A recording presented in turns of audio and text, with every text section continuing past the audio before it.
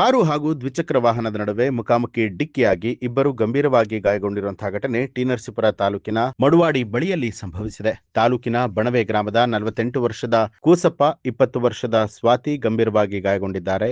ಬೆಳಕವಾಡಿ ಗ್ರಾಮದಿಂದ ಬಣವೆ ಗ್ರಾಮಕ್ಕೆ ಸ್ಪ್ಲೆಂಡರ್ ಬೈಕ್ನಲ್ಲಿ ಬರ್ತಾ ಇದ್ದಂತಹ ವೇಳೆ ಮಡುವಾಡಿ ಬಳಿಯ ಹೆದ್ದಾರಿಯಲ್ಲಿ ಸ್ವಿಫ್ಟ್ ಕಾರು ಬೈಕ್ಗೆ ಡಿಕ್ಕಿ ಹೊಡೆದಿದೆ. ಗಾಯಾಳುಗಳನ್ನ ಆಸ್ಪತ್ರೆಗೆ ರವಾನಿಸಲಾಗಿದ್ದು, ಕಾರು ಚಾಲಕ ಮದ್ಯಪಾನ ಮಾಡಿ ಅಜಾಗರೂಕತೆಯಿಂದ ವಾಹನವನ್ನ ಅಡ್ಡಾದಿಡ್ಡಿ ಚಲಾಯಿಸಿಕೊಂಡು ಹೋಗ್ತಾ ಇದ್ದ ಅಂತ ಹೇಳಿ ಸ್ಥಳೀಯರು ಆರೋಪ ಮಾಡಿದ್ದಾರೆ.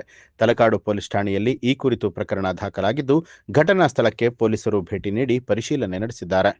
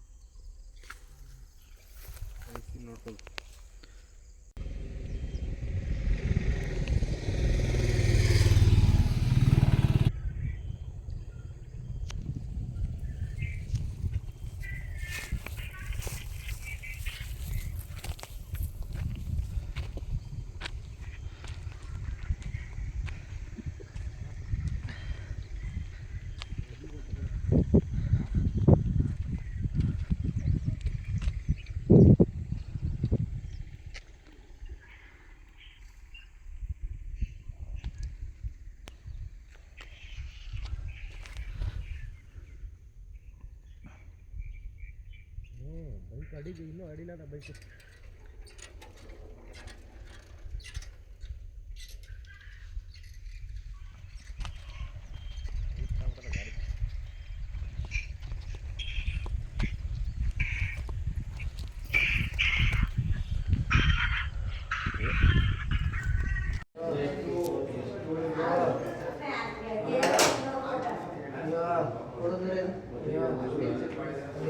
ಅಪ್ಪ